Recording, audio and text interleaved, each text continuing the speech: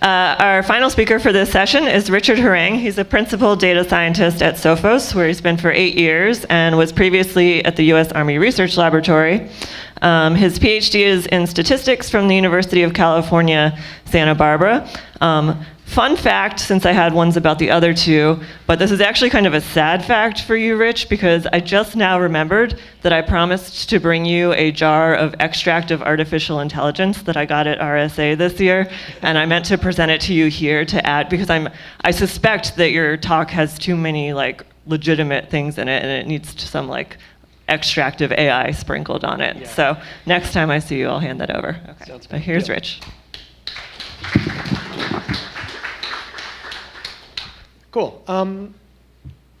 So my talk today, this is joint work that I've done with someone else at the Sophos data science team, Ethan, and as the title suggests, we're going to be sort of doing, this is more of an MLE kind of talk and less of an InfoSec kind of talk, looking at using different tricks to estimate uncertainty in binary classifiers. Oh dear.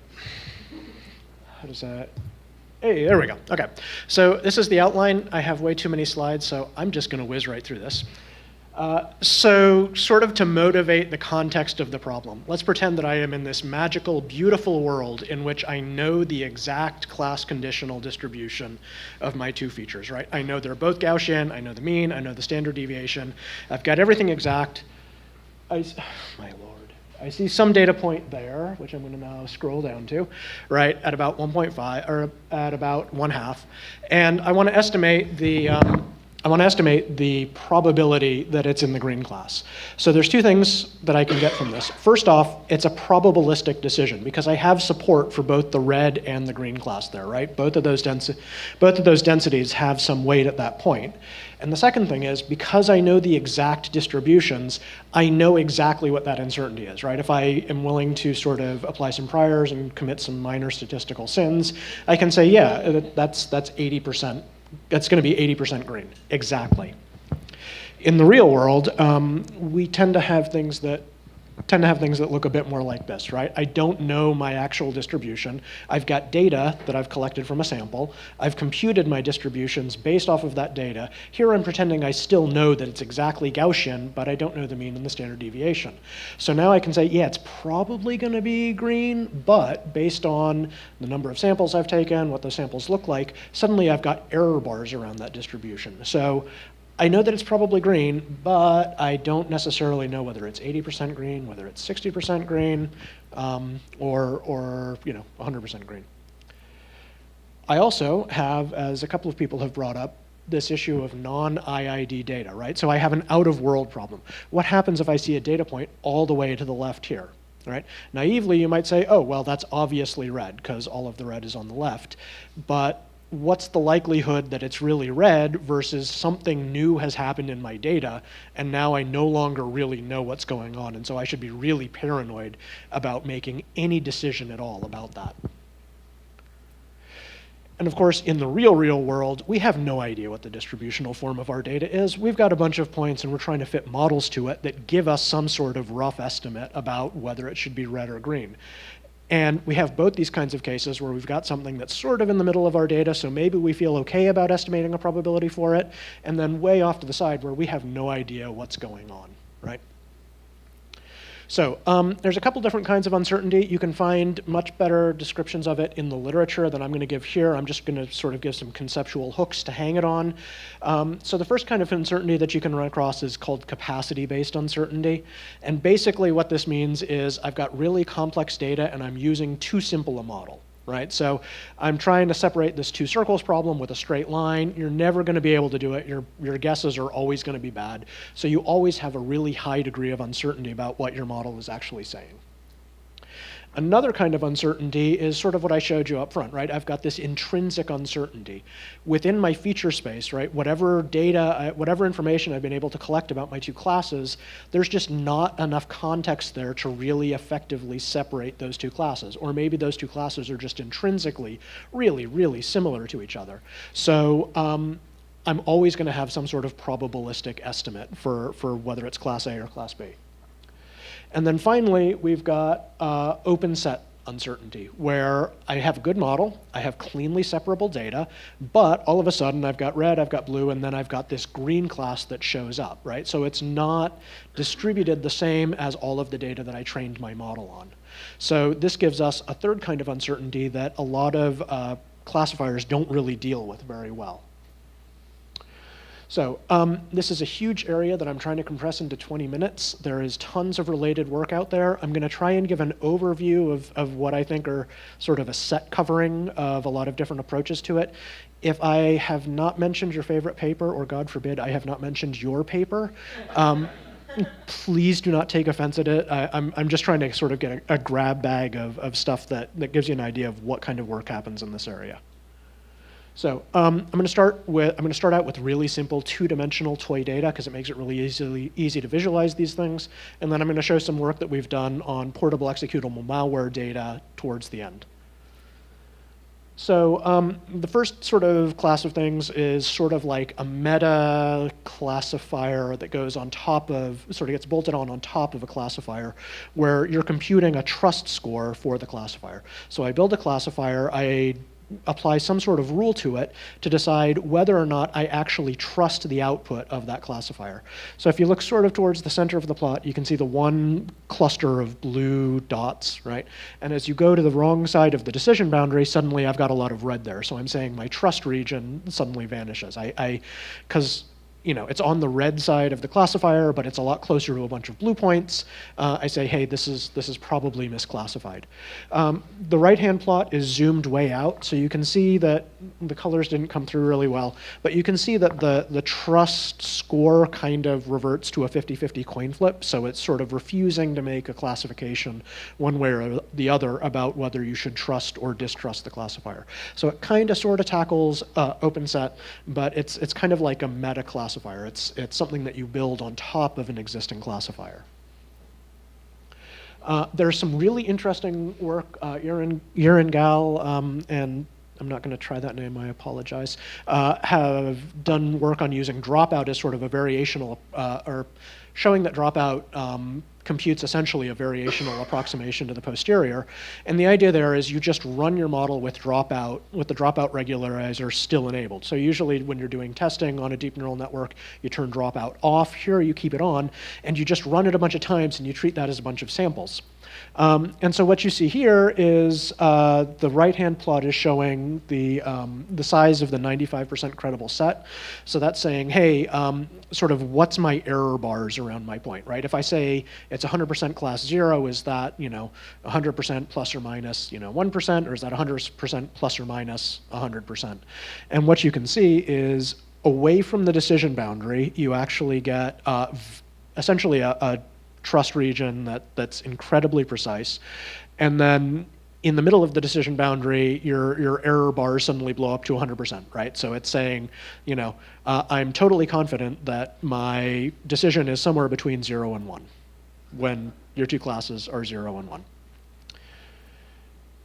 So if you zoom out, you can sort of see around the decision boundary. So the decision boundary and the uncertain region expand kind of the way you might intuitively think it would around the decision boundary, but as you get away from that boundary, it's still really confident. So this is a very common problem in a lot of classifiers like this, where they essentially draw a line that separates the data, and the further away you get from that line, the better the model feels about that classification, right? So even though at some point you're clearly into this region where you're sort of out of the credible set of the data.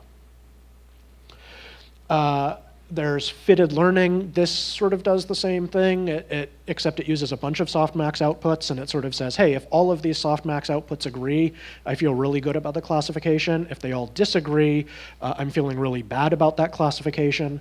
And what you end up with here is, unfortunately, this kind of model is not really good at distinguishing between the two classes that I showed with the Gaussian example in the beginning, right? So it confuses, I'm uncertain because it's a 50-50, but I'm really sure it's exactly this 50-50 trade-off, and I'm uncertain because I have no idea what the hell's going on.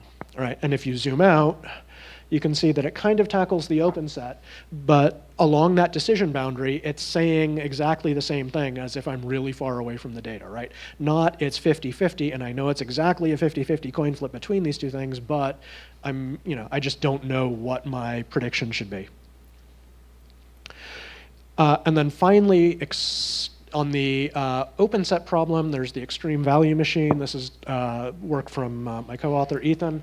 And basically what this is doing is this is using sort of the statistical distribution of the distance to the same class versus the distance to the other class to sort of say, okay, what's like my credible set for where I think this data lives in this space? So this is only addressing the question of, is this from the same distribution or from a different distribution, and it actually doesn't do a whole lot for classification. If you zoom in around those decision boundaries, the classification performance is actually not very good. Okay, so Alex Pinto frequently tells me that I do not have enough memes in my talk, so here is my one meme. So all of these are really great, and they all do really interesting things. They're not quite what I want out of life, right? So I know I'm totally being reviewer number 2 here, where I say this is, this is amazing work, but I want you to do something completely different. So what I kind of want out of life is this notion of a distribution over probabilities, right? So not just what's my point estimate for a probability, but also, is it really broad? Do I think this distribution of probabilities could occupy a really broad range, or is it really narrow, where I think I have a really precise estimate of what the likelihood of a given class is? So I'm already running out of time, so I am going to blaze through this because it's a whole bunch of math and it's late. We're basically going to set this up as a Bernoulli problem, right? So I'm going to treat I'm going to treat each label as if it's drawn from a Bernoulli distribution, so it's going to be 1 or 0. I'm going to treat the probability for that label as a beta distribution. I'm going to regularize my beta distribution with some priors, and then I'm going to try and predict A and B as the outputs of a deep neural network or your favorite machine learning model. And so essentially what I'm going to try and do is optimize the negative log likelihood of y given x, theta 1 and theta 2, by tweaking theta 1 and theta 2, where those are the parameters for my network, until I get a good sort of posterior prediction. So I'm going to skip this. Basically, the optimization turns out to be a lot trickier than you'd expect. You have to use sort of a pass-through sampling approximation that Kingma in 2013, I think he was the first one to use that. And then it turns out that you also need some sampling tricks from Nasseth et al. In 2017 to be able to pass the gradient through that sampling operation. Ask me more about that later if you want the gory details. Just trust me that it's painful. Okay, so if we do this, it actually does seem to capture the intrinsic uncertainty fairly well, right? If you compare it to like the dropout approach, you can see that it's giving you sort of very precise predictions on either side of the decision boundary, and on the decision boundary, it's giving you sort of a nice range, right? It's not doing this thing where it immediately slams open to like 0, 1, I don't know. And it actually gives you a more reasonable sort of distribution of uncertainty. Qualitatively versus these other methods, it seems to do better. And the catch is that optimizers give you what you ask for, not what you actually want out of life. So what we kind of were hoping was that this thing would learn to essentially learn a density over our two classes, and so put a lot of the weight for A where we see class 1 and a lot of the weight for B where we see class 0.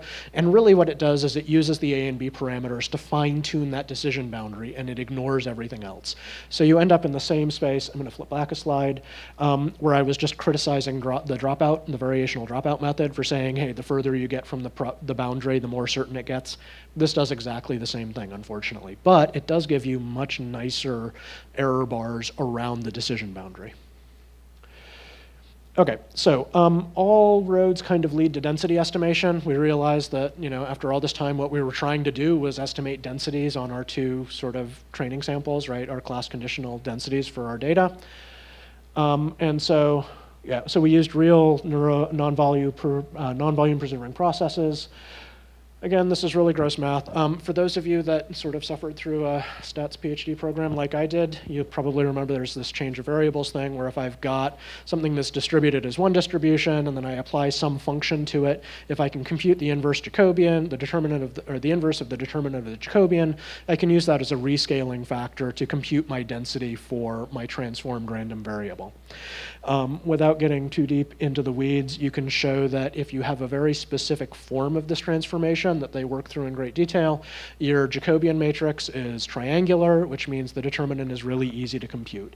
If none of this makes any sense, don't worry about it. We're getting back to the plot soon. You stack a bunch of layers like this, math happens, it's beautiful.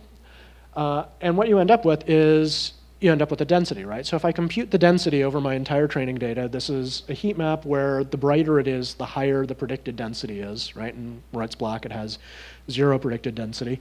You can see that it's actually got a pretty good fit, right? There's some little rabbit trails running between the modes because it's a continuous deformation of the space, but it actually gives you a reasonably good density estimation for your total data set. So we looked at this, we were encouraged. We said, okay, well, let's fit one of these non-volume preserving processes to each of our classes so we have class conditional distributions. And if you do that, again, this is on the toy data set, you can see that the densities end up at about where you might expect them to be. Okay, so we have 2 ways that we thought of to use this. We did try both of them out, and if you are a statistician, please don't throw anything at me as I present the first one.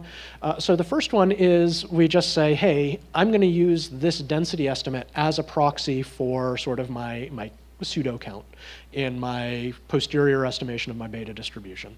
The second one is you actually do the right thing, which is you do a Monte Carlo integration over your density and you get the expected count in some like epsilon ball around the point that you're actually trying to evaluate. So that ends up being slower. It ends up, because I kind of ran out of time, it's really hard to do in a high dimensional space. So the plots I'm going to show you are from the first rough unprincipled method, for which I devoutly apologize. I will bow 3 times in the direction of E.T. Janes later on. So if you do the Monte Carlo integration, it ends up being a lot smoother, but we're not going to worry about that. So if you use the density as a proxy for counts, you can see, so now my blue and red are going to be my predictions for class 1 and class 2. You can see that, again, we have this little rabbit trail issue, but in general, those predictions end up about where we want.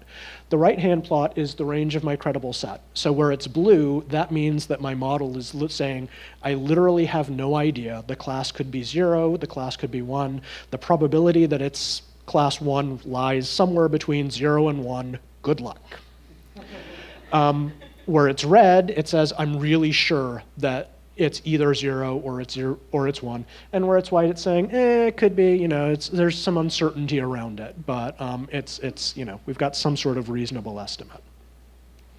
So the next plot, I'm going to zoom into the lower right corner of this. That dotted line is now going to be sort of what I look at the upper and lower bounds of my probability interval over.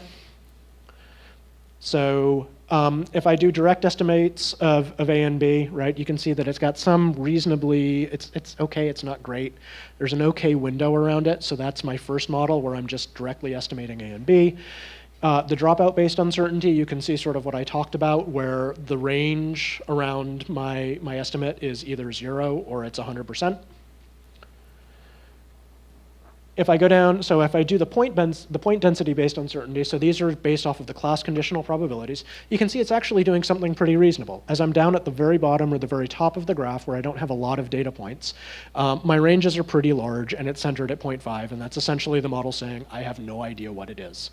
As I get to areas where I've got more data, the point prediction shifts towards class 0 or class 1, and the range is actually narrowed down. And importantly, where I've got this overlap of the densities, it's saying, yeah, it's a 50-50 chance, and it's not 50-50 plus or minus 100. It's 50-50 plus or minus this fairly narrow bound, which makes sense. I have observations in that area. I know something about those relative densities, right? I do know that it's closer to 50% than it is to say 100% 0 or 100% 1. Okay, in the last 30 seconds I have, I'm going to try and run through really quick what we did with some portable executable malware detection. So I have 3 models here. So the first one is just a simple feed-forward neural network. Features go in, a sigmoid prediction comes out. It's magical. The second one is estimating my alpha and beta parameters for my beta distribution. So it's just, again, straight feed forward all the way through, and then instead of 1 prediction, I'm getting 2 predictions. And those are going to be my estimates for, I think I exponentiate them at the end. Those are my estimates for the A and B parameters of my beta distribution. And then the last one is the non-volume preserving process. And what we do there is we do a continuous transformation for all of those. I have 2 class conditional ones that are sort of estimated from the final class conditional one. And I have this binary binary feed-forward neural network, which I'm just going to ask you to believe me, it makes the transformation a little bit smoother, and it helps separate the two classes a little bit so that otherwise you end up with these rabbit trails crossing each other in your transform space. So data, we used 3 million files from January of 2018. We used 3 million files from February of 2018. These were all unique by SHA-256. We used really simple features. If you look at the Sachse et al. Paper from 2014, it's sort of the standard ones that we use for all of these talks at Sophos now.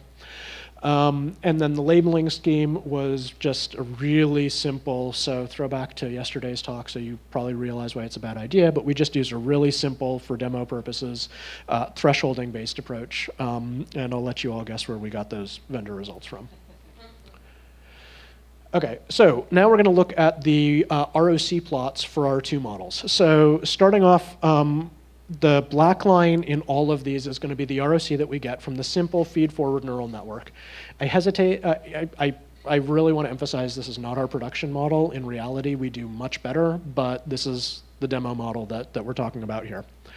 And what I've got in the dashed lines on the right-hand plot is this is what happens if I say, okay, find me every single sample where my credible set was more than 10%, right? My uncertainty around my point estimate was more than 10%.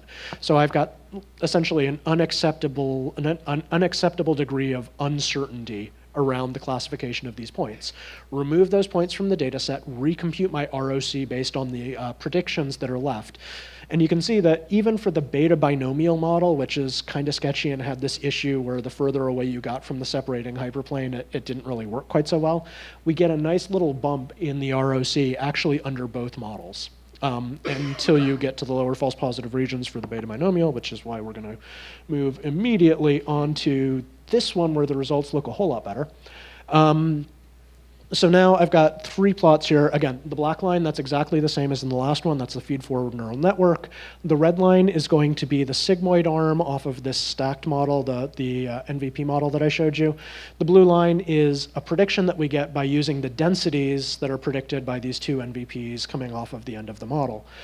And what you can see here is if you remove the uncertain points, so it's the same thing, if the credible set is more than about 10%, you remove about 120,000 points from our distribution, and the ROC for what's left improves significantly, right? So we tend to think of a reasonable deployment rate for us as at a false positive rate of about 1 in 1,000, give or take.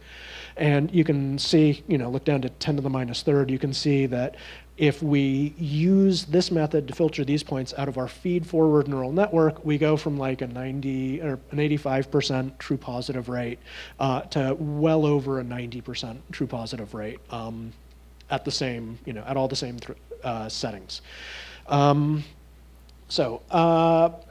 The question that Josh on our team asked was, hey, what happens if you do exactly the same thing, but you filter out based on the feed-forward neural network? So just filter out the stuff that's closest, the prediction is closest to 0.5. And that was kind of an oh crap moment for me because I realized I really should have done that well before. And then I had an sigh of relief moment when I realized it actually really doesn't help that much. So the left is, again, for reference, what happens if you filter out based on the NVP model. The right is what happens if you filter all of your data out based on the output from your simple feed-forward neural network with a sigmoid predictor. So you get much better bump from the density-based model. Okay, there's a summary. You can read the slide online if you're really excited about it. So conclusion, we have a bunch of different sources of uncertainty. Most of the methods that we've seen in the literature really only tackle one or two. We're trying to tackle all of them at once. And it turns out that you can actually do it if you go right to the land of density estimation. These uncertainty measurements are consistent in the sense that if I take stuff that one model thinks is, that my density-based model thinks are uncertain out, I take those points out, they actually improve performance on all of the other classes of models. So it's not just thing where I'm learning uncertainty for a single model and then it only helps that model. It actually seems to be learning something that's consistent across all of these models.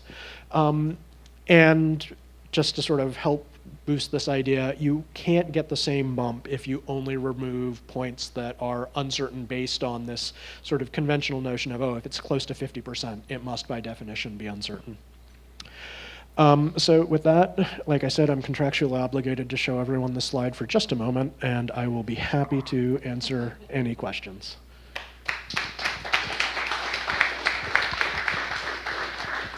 Thank you, Rich. That was awesome. I learned a lot from that talk. One sort of general question that came into mind was if you've had thoughts about how best to communicate these, like these more complex uncertainties, like class, what do you call it? The class conditional distributions, for example, to the end user. So I'm thinking back to, I remember a post by Nate Silver, one of the first times he did his March Madness predictions, and he, said some team would win 90% probability. They didn't win, and everyone got mad because he was wrong. And he was like, I wasn't wrong, right? So I'm just curious, sort of, and also going back to the visualization presentation we saw earlier, what your thoughts are on how best to communicate to an analyst versus doing things like maybe taking out before the analyst even sees them ones that your model is very uncertain about. Yeah, that is an excellent question that I struggle a lot with because I tend to think very like, it's obvious. Look, just put a credible set around it, and people stare at me blankly. Plots like this, I think, are kind of helpful where you say, okay, well, yes, my estimate is, for instance, my estimate is like, it's 20% good, but it's that 20% is really like 30% to 10%, right? So there's sort of this window around it. And maybe sort of plot a histogram and say, okay, if I make this decision, I'll be right this much of the time, right? So it's like the Nate Silver example. You can only say a 90% estimate is wrong if you've done it 100 times and it turns out that that event only happened 5 of the times, right? If you say, hey, I've got a 90% prediction in this, and you do it 100 times and you get it right 88% of the time, that's maybe a pretty good estimate. So doing a sort of statistical, it sounds patronizing to say it, but doing sort of a statistical literacy outreach, I think, especially when you're getting into more complex classes of models like this, is a bit of a necessity. So sort of working with the analysts to both let them sort of help get them a better understanding of these statistical predictive concepts, and also learning to sort of speak their language a little bit in terms of, what's the cost of getting it wrong, or what's the likelihood of getting it wrong if you use this method. Rich, great talk. Rabbit trails. I don't fully understand why they're there, and I'm wondering if you've experimented with ways of regularization to make them go away. Sure. So, oh dear. Stop.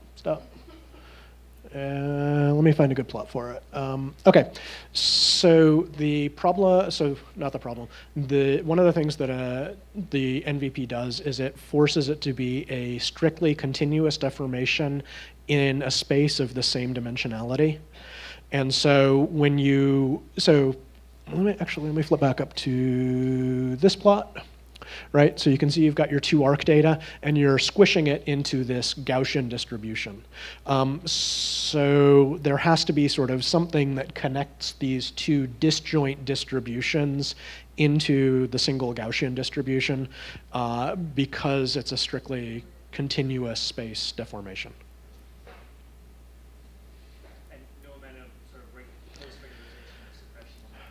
So they look really bad in the plot.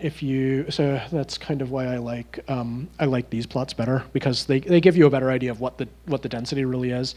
They are actually extremely small, and they're extremely low probability. They are an issue in the method, but in practice, it's not quite measure set 0, but it's like measure set. I'm not going to worry about it.